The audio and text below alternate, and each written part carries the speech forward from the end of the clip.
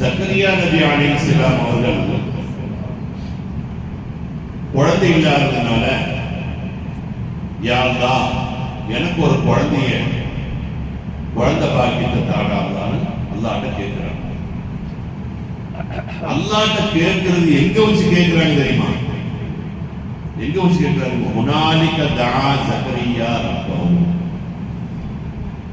மரியம் அலைஹிஸ்ஸலாத்துக்கு அந்த கூடாரம், அதாவது மெஹராபுக்கு பக்கத்துல கூடாரம், அந்த கூடாரத்துல அல்லாஹ் வந்து மரியம் அலைஹிஸ்ஸலாத்துக்கு தேவையான உணவு எல்லாம் இறக்கி கொடுத்தாரு இல்லையா? அப்ப அந்த கூடாரத்தை வச்சு கேட்கிறாங்க. அந்த இடத்துல மரியம் அலைஹிஸ்ஸலாம் தங்கி இருக்கக்கூடிய கூடாரம், அதான் ஹுனாலிக தஆ ஜக்கரியா ரப்பஹுனா, ஜக்கரியா நபி அலைஹிஸ்ஸலாம் அங்கிருந்து துஆ கேட்கிறாங்க. புரியுதுங்களா? பைத்துல் முகத்தஸில் இருந்துன்னு சொல்லல, ஹுனாலிக அங்கிருந்து துஆ செய்றாங்க. அப்போ ஒவ்வொரு இடத்துக்கும் ஒரு பிரத்யேகதை இருக்குதுங்கிறது நமக்கு புரியும். வீட்டுல தொழுதா பள்ளிவாசல தொழுது நன்மை கிடைக்குமா? கிடைக்குமா? கிடைக்காது. இந்த பள்ளியில் தொழுதா மதீனா பள்ளியில் தொழுது நன்மை கிடைக்குமா? கிடைக்காது. மதீனா பள்ளியில் தொழுதா பைத்துல் முகத்தஸில் தொழுது நன்மை கிடைக்குமா? கிடைக்காது. பைத்துல் முகத்தஸில் தொழுதா காபத்துல்லா தொழுது நன்மை கிடைக்குமா? கிடைக்காது. நன்மைகள் வித்தியாசம். அப்போ ஜக்கரியா நபி அலைஹிஸ்ஸலாம் அவர்கள் அந்த இடத்திலிருந்து துஆ செய்றாங்க, எனக்கும் அந்த மாதிரி ஒரு பாக்கியத்தை தாடா அல்லாஹ்.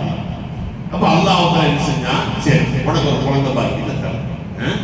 எப்படி பேரு வச்சு கொடுக்குறான் அல்லாஹ், பேரு வச்சு கொடுக்குறான். அந்த குழந்தைக்கு பேர் யஹ்யா. அவர் நபியா இருப்பாரு, பொம்பளை பக்கமே திரும்பி பார்க்க மாட்டாரு, அவர் பனி இஸ்ராயல் மக்களுக்கு தலைவராக இருப்பார் அப்படின்னு பேர்லாம் சொல்லி அல்லாஹ். அப்போ ஜக்கரியா நபி அலைஹிஸ்ஸலாத்துக்கு இன்னும் டவுட் விடல. என்ன காரணம்?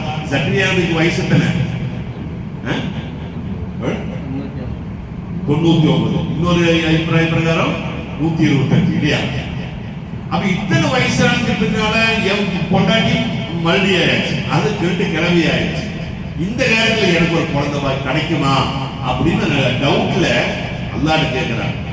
யா அல்லாஹ், ஏன் வீட்டுக்காரி அல்லாஹ்வுக்கு வந்து கணவன் மனைவி வேணும், கணவன் வேணும்னு இல்ல, கணவன் வேணும்னு இல்ல, பந்தப்படவும் தேவையில்லை, அல்லாஹ் நினைச்ச தாராளம் இருவரும் நடக்கலாம் இல்லையா? அப்போ ஜக்கரியா நபி அலைஹிஸ்ஸலாம் அல்லாஹ் தஆலா கேட்கிறாங்க, யா அல்லாஹ் அதுக்கு என்ன அடையாளம்? என்ன அடையாளம்? என் மனைவி ஒரு கர்ப்பம் தரிச்சிட்டா, என் மனைவி வயிற்றுல இப்படி குழந்தை பிறக்குது, என்ன அடையாளம் அப்படின்னு கேட்டப்போ அல்லாஹ் தஆலா சொல்லி கொடுக்கிறான். கால ரப்பி ஜஅல்னி ஆயா, அல்லாஹ் என்ன அடையாளம்? என்னுடைய மனைவி கர்ப்பம் தரிச்சிருக்கிறாங்க, என்ன அடையாளம் என்று கேட்டபொழுது கால அல்லாஹ் தஆலா சொன்னா, ஆயத்துக்கு அல்லாஹ் துகல்லிமன் நாஸ தலாத்தத அய்யாமி இல்லா ரம்ஸா. 3 நாளைக்கு நீ யார்கிட்டயும் பேச மாட்ட, 3 நாளைக்கு யார்கிட்டயும் பேச மாட்ட, வாய் திறந்தாலும் பேச்சு வராது. ஜாட இல்ல ரம்ஸான் என்ன அர்த்தம்? இப்படித்தான் வருமே தவிர வாய் வந்து உன்னுடைய வாய்க்கு பேச்சு வராது. அப்ப நீ புரிஞ்சுக்குவா என்னன்னு மனைவி கர்ப்பம் தரிச்சிட்டா அப்படிங்கிறது புரிஞ்சுக்கணும்.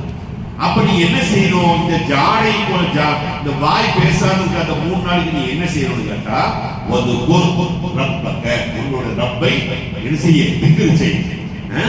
அந்த மாதிரி ஒரு சூழ்நிலை வந்துருச்சு, இன்னைக்கு காலையில வாய் பேச முடியுதுன்னு சொன்னா மனைவி கர்ப்பம் தரிச்சிட்டா, நீ உடனே அல்லாஹ் தஆலா திக்ர் செய்.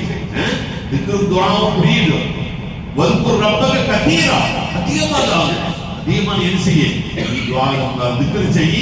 வஸப்பிஹ் பில் அஷி வல் இப்கார், காலையில மாலையில அல்லாஹ் தஆலாவை தஸ்பீஹ் செஞ்சிட்டே இரு. காலையிலிருந்து சாயங்காலம் வரைக்கும், சாயங்காலத்துக்கு காலையிலிருந்து இந்த 3 நாளைக்கு உனக்கு வேலை என்ன? ஃபுல் வேலை என்ன? வெறும் திக்ரும் ஃபிக்ரும் வெறும் துஆவும் மட்டும்தான் அல்லாஹ் செஞ்சு கொண்டே இருக்குன்னு சொல்லிவிட்டு அல்லாஹ் தஆலா ஜக்கரியா நபி அலைஹிஸ்ஸலாத்துக்கு ஒரு அடையாளத்தை சொன்னான். அதே பிரகாரம் ஜக்கரியா நபி அலைஹிஸ்ஸலாம் துஆ கேட்ட பிரகாரம் அல்லாஹ் ஒரு பாக்கியத்தை கொடுத்தா, ஒரு குழந்தை பாக்கியத்தை கொடுத்தா, அந்த குழந்தைக்கு பேர் என்னங்க? யஹ்யா. இன்னும் அடுத்த ஆயத்துல வந்து மரியம் அலைஹிஸ்ஸலாத்துடைய விஷயத்தை பத்தி அல்லாஹ் தஆலா சொல்லிட்டு வர்றான். அல்லாஹ் குர்ஆனை கொண்டு ஹிதாயத் வழி காண்பித்து தருவானாக. அஸ்ஸலாமு அலைக்கும்.